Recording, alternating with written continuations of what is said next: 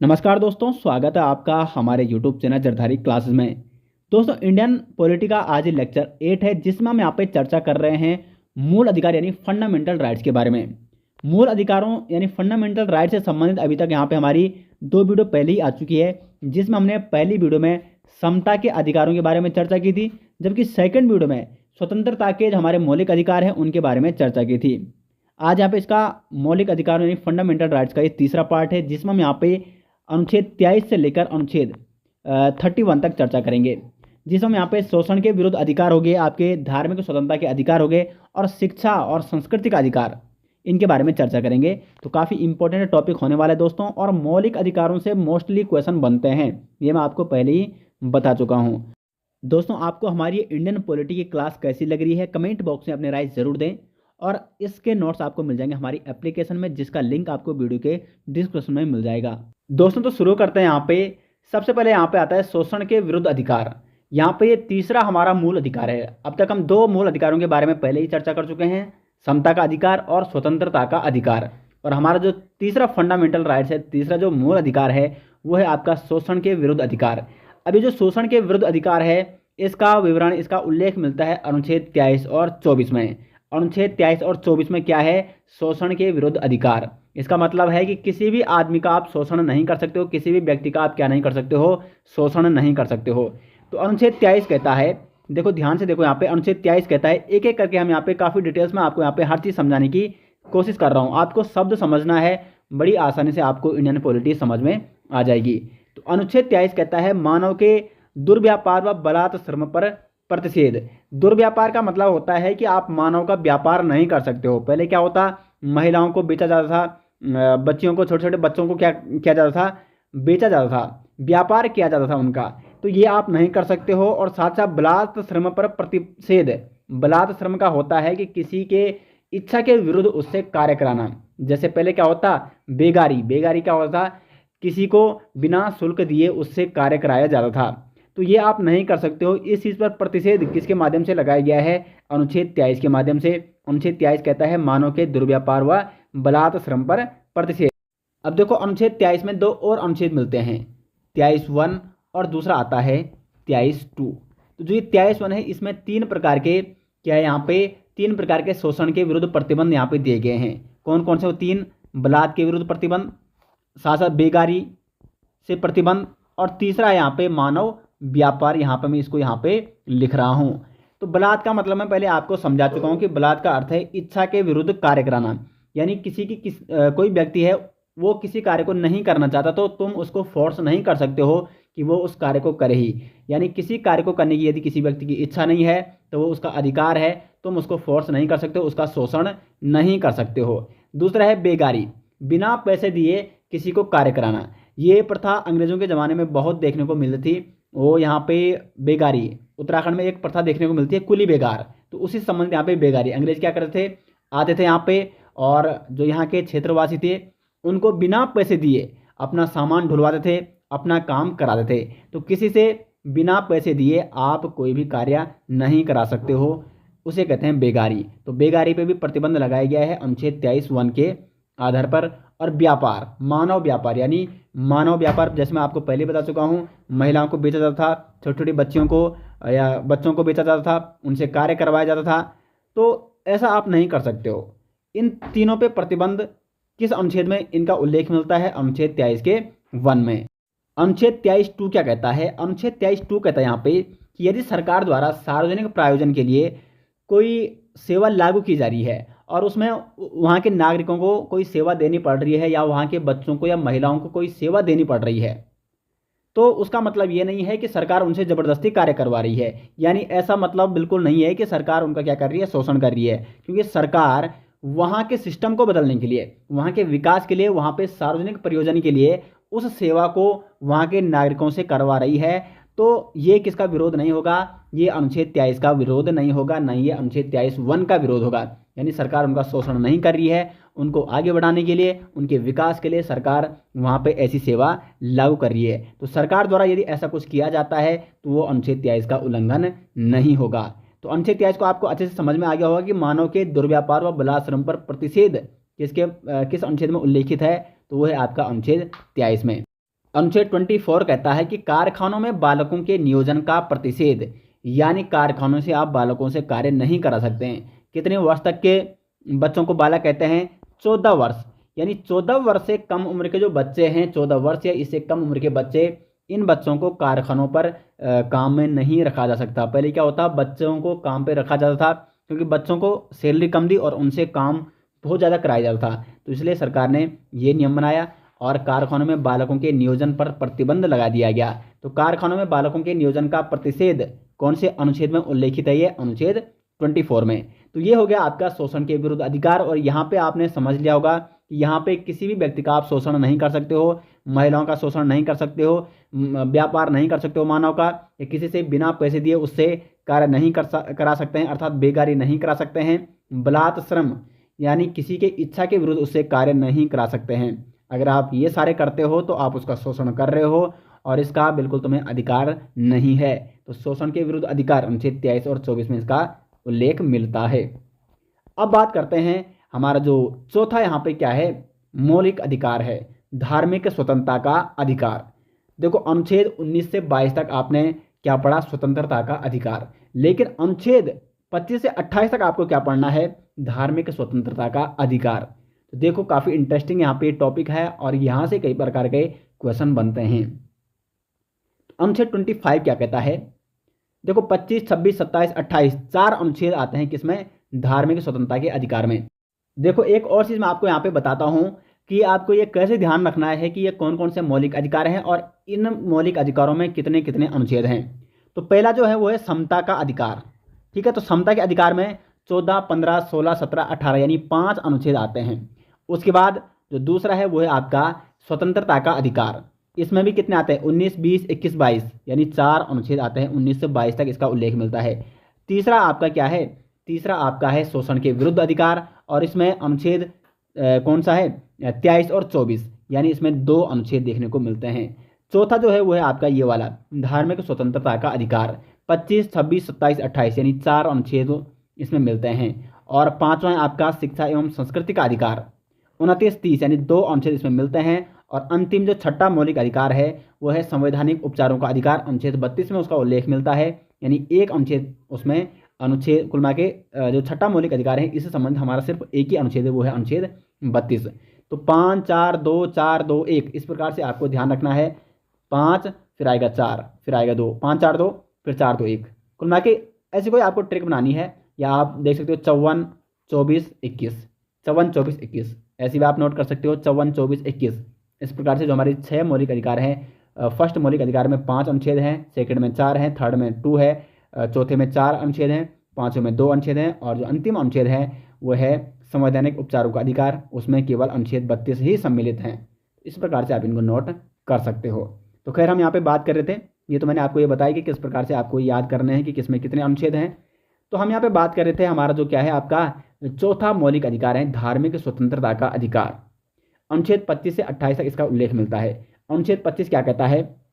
धर्म को अंतःकरण की स्वतंत्रता। देखो अंतःकरण का मतलब क्या होता है इसको समझो। अंतःकरण का मतलब होता है जो धर्म अच्छा लगे उसको मान लेना।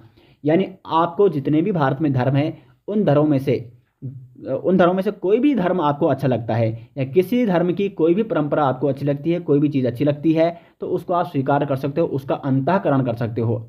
यानी इन सब धर्मों में से जो भी धर्म आपको अच्छा लगता है उस धर्म को आप अपना सकते हो। अब यहाँ पे कईयों के मन में ये सवाल उठता है क्या धर्म परिवर्तन, एक होता है धर्म परिवर्तन, क्या धर्म परिवर्तन हमारा मौलिक अधिकार है या कुल मिला के धर्म परिवर्तन का उल्लेख मिलता है मौलिक अधिकारों में? बिल्कुल नहीं।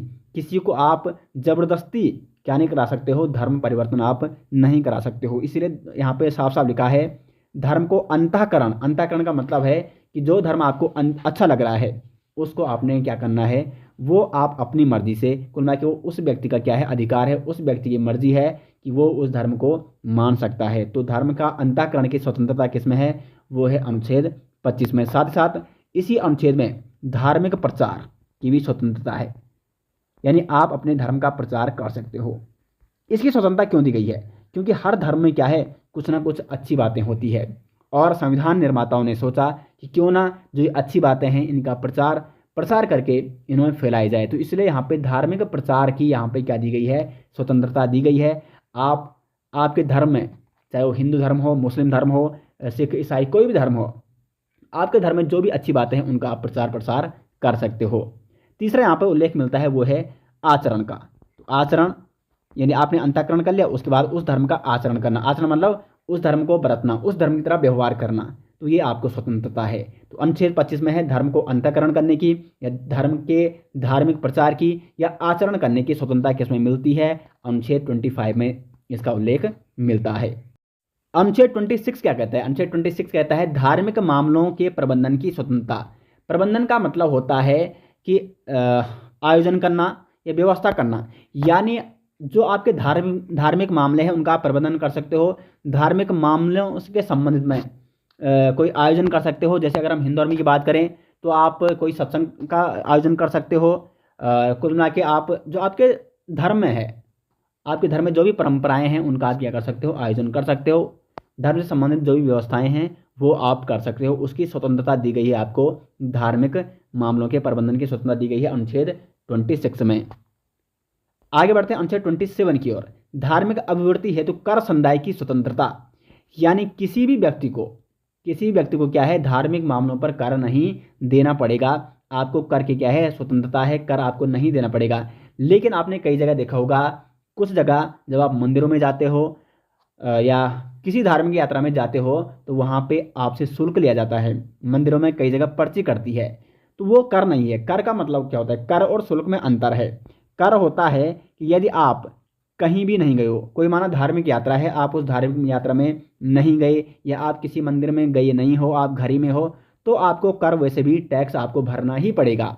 जैसे मुगल काल की बात करें तो मुगल काल में बहुत सारी धार्मिक यात्राओं पर कर दिया जाता था, लेकिन आपको क्या है? अनुच्छेद 27 के तहत धार्मिक अभिवृत्ति है तो कर संदाय की स्वतंत्रता है, आपको कर नहीं देना पड़ेगा। लेकिन शुल्क अलग बात है। शुल्क वहाँ के प्रबंधन के लिए कहीं ना कहीं वो शुल्क आपसे लिया जा रहा है, वो अलग बात है। वो उसी व्यक्ति से लिया जाता है जो जाता है। लेकिन कर ऐसे व्यक्ति से भी लिया जाता था जिसने कोई धार्मिक यात्रा नहीं की, जो नहीं जाना चाहता है, फिर भी उसको कर वहाँ पे देना पड़ता था। तो अनुच्छेद 27 आपको समझ में आ गया अच्छे से। अनुच्छेद 28 क्या कहता है? कुछ शिक्षण संस्थाओं में धार्मिक शिक्षा या धार्मिक उपासना में उपस्थित होने की स्वतंत्रता है। लेकिन इसमें आपको एक चीज़ नोट करनी है यहाँ पे कि जो राज्य के द्वारा जो संचालित शिक्षण संस्थान है, तो राज्य के द्वारा कौन से शिक्षण संस्थान संचालित किए जाते हैं? सरकारी जो स्कूल, उनकी आप बात कर सकते हैं, तो उनमें धार्मिक शिक्षा नहीं दी जा सकती है। इसलिए आपने किसी भी सरकारी स्कूल में देखा होगा, वहाँ पे किसी भी प्रकार का एक पर्टिकुलर धर्म की धार्मिक शिक्षा नहीं दी जाती है। तो कुल मिला के, लेकिन कुछ शिक्षण संस्थान जो किसी विशेष धर्म ने बनाए हैं, विशेष धर्म के जो कुछ क्या है होते हैं ना, कई धर्मों के अपने अपने क्या होते हैं? शिक्षण संस्थान होते हैं, तो उसमें आप अपने धर्म की शिक्षा दे सकते हैं। अपनी धार्मिक उपासना का आपको क्या है? पूर्ण रूप से स्वतंत्र अधिकार है।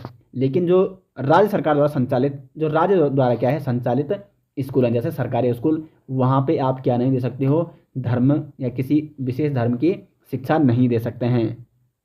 तो उम्मीद करते हैं आपको धार्मिक स्वतंत्रता वाला जो ये हमारे मौलिक अधिकार है, ये आपको अच्छे से यहाँ पे समझ में आ गया। अनुच्छेद 25, 26, 27, 28, ये 4 अनुच्छेद जिसमें उल्लेख मिलता है धार्मिक स्वतंत्रता का। अब देखो हमारा जो 5वां मौलिक अधिकार है, शिक्षा एवं संस्कृति का अधिकार, ये क्या कहता है? तो शिक्षा एवं संस्कृति का जो अधिकार है, इसका उल्लेख मिलता है अनुच्छेद 29 और 30 में। अनुच्छेद 29 और 30 यानी 2 अनुच्छेद इससे संबंधित है। तो अनुच्छेद 29 क्या करते हैं, इसको जान लेते हैं। अनुच्छेद 29 कहता है अल्पसंख्यक वर्गों के हितों का संरक्षण। ये अल्पसंख्यक यानी माइनॉरिटी, ये क्या होता है? यानी जो हमारे देश में कम संख्या, जिनकी कम संख्या है, उन्हें हम कहते हैं अल्पसंख्यक। एक और चीज़ आपको नोट करनी है कि जो अल्पसंख्यक शब्द है ना, ये संविधान में इसका उल्लेख तो है, क्योंकि उल्लेख तो यहाँ पे भी मिल गया, लेकिन इसको संविधान में कहीं भी डिफाइन, कहीं भी परिभाषित नहीं किया गया है। अल्पसंख्यक, हमारे देश में 6 धर्मों को अल्पसंख्यक का दर्जा दिया गया है। कौन कौन से 6 धर्म? सिख, बौद्ध, जैन, 3 तो ये हो गए, पारसी, मुस्लिम, ईसाई, ये 6 धर्म जिनको हमारे देश में माइनॉरिटी यानी अल्पसंख्यक वर्गों का दर्जा दिया गया है। तो यहाँ पे लिखा गया है अल्पसंख्यक वर्गों के हितों का संरक्षण, यानी जो ये अल्पसंख्यक में आते हैं धर्म, इनके हितों का हमने क्या करना है? संरक्षण करना है। इस चीज़ का उल्लेख मिलता है संविधान के अनुच्छेद 29 में। अब देखो अनुच्छेद 29(1) क्या कहता है, क्योंकि जो अनुच्छेद 29 है इसको भी 2 भागों में यहाँ पे बांटा गया है, 29(1) और 29(2). तो जो अनुच्छेद 1 है ये कहता है कि भाषा, लिपि और संस्कृति का संरक्षण का अधिकार है। किसको अधिकार है? जो अल्पसंख्यक वर्ग के क्या है या जो अल्पसंख्यक धर्म के व्यक्ति हैं उनको अपनी भाषा, अपनी लिपि और संस्कृति के संरक्षण का क्या है, अधिकार है, ताकि उनको ये नहीं लगना चाहिए कि हम यहाँ पे हमारे साथ भेदभाव किया जा रहा है, हम यहाँ पे अल्पसंख्यक हैं, उनको ये नहीं लगना चाहिए। तो 29(1) उनको ये अधिकार देता है कि वो अपनी भाषा, लिपि, संस्कृति का क्या कर सकते हैं, संरक्षण कर सकते हैं। और अनुच्छेद 29(2) क्या कहता है, धर्म, जाति, मूल वंश के आधार पर उनके साथ राज्य भेदभाव नहीं करेगा। जो राज्य का मतलब मैं आपको क्या है अनुच्छेद 12 में समझा चुका हूँ, राज्य की परिभाषा क्या है। तो 29(2) में इसका उल्लेख मिलता है कि राज्य धर्म, जाति या मूल वंश के आधार पर, चाहे वो धर्म कौन सा भी धर्म हो, सिख धर्म हो, जैन धर्म हो, मुस्लिम धर्म हो, पारसी धर्म हो, या उनकी जाति या मूल वंश के आधार पर उनके साथ भेदभाव नहीं किया जाएगा। तो 29 आपको समझ में आ गया होगा, ये है आपका अल्पसंख्यक वर्गों के हितों के संरक्षण के लिए। बात करते हैं अनुच्छेद 30 की। ये क्या कहता है, ये कहता है अल्पसंख्यकों को अपने शिक्षण संस्थान खोलने का अधिकार है। जैसे आपने देखोगा जो मुस्लिम धर्म है उनके मदरसे देखेंगे आपने, तो इसी प्रकार जो ये अल्पसंख्यक क्या है यहाँ पे वर्ग है, अल्पसंख्यक धर्म है, जो भी धर्म अल्पसंख्यक वर्गों में आते हैं, इनको अपने शिक्षण संस्थान खोलने का क्या दिया गया है, यहाँ पे अधिकार दिया गया है। अब अनुच्छेद 30 में भी 2 अनुच्छेद और आते हैं, 30 का 1 और 30 का 2। 30 का 1 कहता है कि धर्म या भाषा के आधार पर शिक्षण संस्थान की स्थापना व प्रबंधन ये कर सकते हैं। यानी अपनी धर्म या अपनी भाषा के आधार पर अपने शिक्षण संस्थानों का क्या कर सकते हैं, मतलब उनकी स्थापना कर सकते हैं। और अनुच्छेद 30(2) कहता है कि किसी भी शिक्षण संस्थान को यदि राज्य क्या देता है, सहायता देता है, तो वहाँ पे राज्य को ये देखना होगा क्या वो अल्पसंख्यकों के साथ भेदभाव तो नहीं कर रहा है। यानी राज्य यदि किसी भी शिक्षण संस्थान को क्या देता है, सहायता देता है, तो उसको कोई भेदभाव नहीं करना है, सभी के साथ उसको क्या करना है, समान व्यवहार करना है। तो 30(2) क्या कहता है कि शिक्षण संस्थान चाहे वो अल्पसंख्यकों के हों या चाहे वो किसी के भी हों, उनके साथ राज्य क्या नहीं करेगा, भेदभाव नहीं करेगा, यदि राज्य उनकी सहायता करता है तो अनुच्छेद 29(30) ये आपको समझ में आ गया होगा। शिक्षा एवं संस्कृति का अधिकार, विशेषकर जो माइनॉरिटी के लोग हैं, जो अल्पसंख्यक वर्ग के लोग हैं, उनके लिए अनुच्छेद दिए गए हैं, उनके लिए मौलिक अधिकार दिया गया है, शिक्षा एवं संस्कृति का अधिकार। अब देखो अनुच्छेद 31 क्या कहता है, 31 है संपत्ति का अधिकार। संपत्ति का अधिकार जैसे आप सभी जानते हैं ये पहले मौलिक अधिकार था, पहले हमारे फंडामेंटल राइट्स था, किसी को भी अपनी संपत्ति पे अधिकार था, वो उसका फंडामेंटल राइट था। लेकिन यहाँ पे एक प्रॉब्लम हुई संपत्ति के अधिकार में। ये प्रॉब्लम क्या हुई कि जैसे संपत्ति का मतलब जैसे आपका कोई खेत है, ये आपका यहाँ पे खेत है, अब यहाँ पे सरकार को क्या करना है, सरकार को यहाँ से सड़क ले जानी है, रोड ले जानी है आगे यहाँ, लेकिन आपका बीच में खेत आ गया, सरकार गई आपके पास ये खेत हमें चाहिए, लेकिन आपने उसको मना कर दिया, सरकार ने ज़बरदस्ती करने की सोची, तो आप चले गए कहाँ, कोर्ट चले गए। क्योंकि आप जो आपका फंडामेंटल राइट्स होता है, यदि उसका कोई हनन करता है, उसके खिलाफ कोई जाता है, तो आप उस मामले में सीधे कहाँ जाते हो, सुप्रीम कोर्ट जा सकते हो, न्यायालय जा सकते हो। ये तो बड़ी समस्या हो रही थी, क्योंकि आपका मौलिक अधिकार है ना, संपत्ति, ये आपकी संपत्ति है, ये आपका मौलिक अधिकार है, इसे कोई नहीं छीन सकता है, और सरकार इसको लेना चाहती थी। अब इसमें दिक्कत ये हो गई कि ऐसे में अब देखो यहाँ पे सड़क जाना भी जरूरी है, या जो सरकार सड़क बना रही है किसी न किसी उद्देश्य से बना रही है, तो इस सड़क का बनना भी जरूरी है। तो इसलिए इस संपत्ति के अधिकार को मौलिक अधिकार यानी फंडामेंटल राइट से इसीलिए हटाया गया, क्योंकि बड़े जो कई लोग क्या होते, कई लोग बिल्कुल इसको मतलब मानने को तैयार नहीं थे, और इससे सरकार ने देखा यहाँ पे तो बड़ी प्रॉब्लम सामने आ रही है, इसलिए संपत्ति के अधिकार को क्या किया गया, हटाया गया यहाँ से, अनुच्छेद 31 से, यानी मूल अधिकार से हटाया गया। और जो संपत्ति का अधिकार है इसको कहाँ ले गया, 44वें संविधान संशोधन द्वारा। ये आपको नोट करना है, इंपॉर्टेंट है, ये मोस्ट इंपॉर्टेंट है। 1978 44वां संविधान संशोधन 1978 में किया गया, जिसमें संपत्ति के अधिकार को, जो पहले मौलिक अधिकार हुआ करता था, इसको हटाया गया यहाँ से अनुच्छेद 31 से, और इसको डाला गया भाग 12 के अनुच्छेद 300A में। तो अब जो ये संपत्ति का अधिकार एक कैसा अधिकार है, ये आपका कानूनी अधिकार आप इसको कह सकते हैं, या विधिक अधिकार, या आपका वैधानिक अधिकार है। यानी जो ये संपत्ति का अधिकार है ये कैसा है, वैधानिक अधिकार, या इसको आप कानूनी अधिकार या विधिक अधिकार भी कह सकते हैं। ये अब आपका मौलिक अधिकार नहीं रहा। किस संविधान संशोधन के माध्यम से इसको मौलिक अधिकार से हटाया गया, 44वां संविधान संशोधन जो कि 1978 में किया गया। और अब ये किसमें मिलता है, अनुच्छेद 300A में इसका अब संपत्ति के अधिकार का उल्लेख है। तो कुल मिला के इसीलिए आपको मैंने कारण बता दिया क्यों संपत्ति के अधिकार को यहाँ पे फंडामेंटल राइट से हटाना पड़ा। दोस्तों तो आज हमने यहाँ पे चर्चा की अनुच्छेद 23 से लेकर अनुच्छेद 31 तक। तो उम्मीद करते हैं आपको ये सभी अनुच्छेद जो भी ये सभी आर्टिकल जो भी आज हमने यहाँ पे चर्चा की जिनकी वो सभी आसानी से समझ में आ गए होंगे। और जो इसका नेक्स्ट पार्ट होगा काफ़ी इंपॉर्टेंट होगा इसका, और ये मूल अधिकारों का वो अंतिम पार्ट होगा जिसमें हम अनुच्छेद 32 से लेकर 35 तक, जिसमें न्यायालय द्वारा जो 5 रिट जारी की जाती है, मोस्ट इंपॉर्टेंट टॉपिक है। वहाँ से कई बार एग्जाम में डायरेक्ट क्वेश्चन बनते हैं, उनके बारे में नेक्स्ट वीडियो में चर्चा करेंगे। तो उम्मीद करते हैं आपको वीडियो अच्छी लगी, और वीडियो अच्छी लगी तो वीडियो को लाइक और शेयर जरूर करें। वीडियो कैसे लगे कमेंट बॉक्स में राय जरूर दें। मिलते हैं दोस्तों नेक्स्ट के साथ, तब तक के लिए धन्यवाद।